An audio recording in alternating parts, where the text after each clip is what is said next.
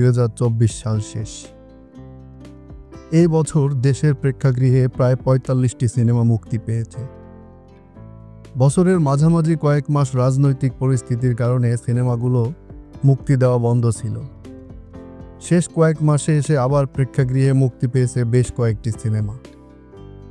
ঢাকাই সিনেমায় বছর জুড়ে আলোচিত অভিনেত্রীদের নিয়ে আজকের আয়োজন। জয়া আহসান। বছর শেষে জয়া আহসান অভিনীত নকশি কাঁথার জমিন মুক্তি পেয়েছে। আকরাম খান পরিচালিত এই ছবি দেশের প্রেক্ষাগৃহে মুক্তির আগে গোয়া ফিল্ম ফেস্টিভ্যাল সহ একাধিক উৎসবে প্রদর্শিত হয়েছে।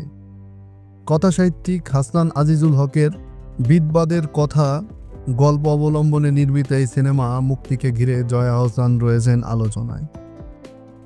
জয়া আহসানের পেয়ারার সুবাস বছরের প্রথম ভাগে মুক্তি পায়।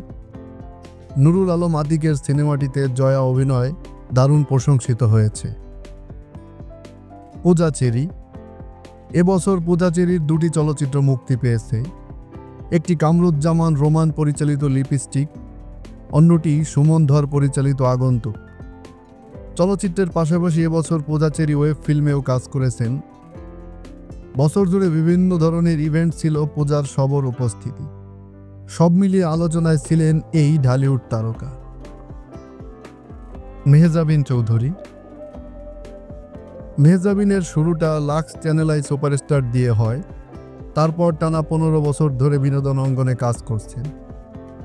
এ বছর এই চলচ্চিত্রে অভিষেক ঘটেছে তার। বছর শেষে এসে প্রিয় মালতী দিয়ে প্রেক্ষাগৃহে দর্শকদের সঙ্গে তার প্রথম যোগাযোগ ঘটে। সিনেমাটি বিশ্বের কয়েকটি উৎসবে প্রদর্শনের পর দেশের প্রেক্ষাগৃহে মুক্তি পায়। প্রিয় মালতী সিনেমাতে মেহজাবিনের অভিনয়ের সাধারণ দর্শকেরা যেমন মুগ্ধ হয়েছেন, তেমনি অগ্রজ অভিনয় শিল্পী ও পরিচালকেরাও মুগ্ধ হয়েছেন। শবনম বুবলি। শবনম বুবলি 8 বছর ধরে চলচ্চিত্র অভিনয় করেছেন। শাকিব খানের বিপরীতে বসগিরি সিনেমায় অভিনয় করে আলোচনায় আসেন তিনি। এরপর একটানা ডজনখানেক চলচ্চিত্র অভিনয় করেন। ঢালিউডে অভিষেক হওয়ার পর থেকেই প্রতি ঈদে তার অভিনীত ছবি মুক্তি পেয়েছে। এবছরও 2 ঈদে তার 3টি সিনেমা মুক্তি পেয়েছে। মায়া দ্য লাভ ও রিভেঞ্জ সিনেমা দুটো ছিল মোটামুটি। তবে মিশুক মনিরের দেয়ালের দেশ সিনেমায় অভিনয় শিল্পী বুবলিকে সবাই খুঁজে পেয়েছেন। রায়হান রাফির টান ও 7 নম্বর ফ্লোর দেখে শবনম বুবলির অনুরাগী সংখ্যা বেড়েছে।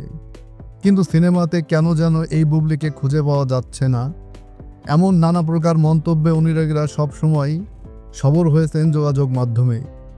বছর শেষে পিনিক নামে একটি সিনেমায় চুক্তিবদ্ধ হয়ে শুটিং শুরু করেছেন তিনি। তাসনিয়া ফারিন। বেশ কয়েক বছর ধরে নাটকে অভিনয় করছেন তাসনিয়া ফারিন। এর মধ্যে গত বছর কলকাতায় একটি চলচ্চিত্র অভিষেক ঘটে তার। এ বছর দেশের প্রেক্ষাগৃহে মুক্তি পায় এই তারকার ফাতিমা সিনেমাটি। ধ্রুব হাসান পরিচালিত সিনেমাটি মুক্তির আগেই আলোচনায় আসেন ফারিন। এতে অভিনয়ের জন্য ইরানের ফজল উৎসবে পুরস্কৃত হন এই অভিনেত্রী। বেশ প্রশংসিত হয়েছেন তিনি এই সিনেমার অভিনয়ের জন্য। কুসুম শিকদার। 2 দশকের বেশি সময় ধরে অভিনয় করছেন কুসুম শিকদার। গানও গেয়েছেন। এবছর নতুন পরিচয় দর্শকদের সামনে আসছেন তিনি। প্রথমবারের মতো চলচ্চিত্র পরিচালক হিসেবে অভিষেক ঘটে তার। শরতের জবা নামের একটি চলচ্চিত্রে অভিনয়ও করছেন তিনি।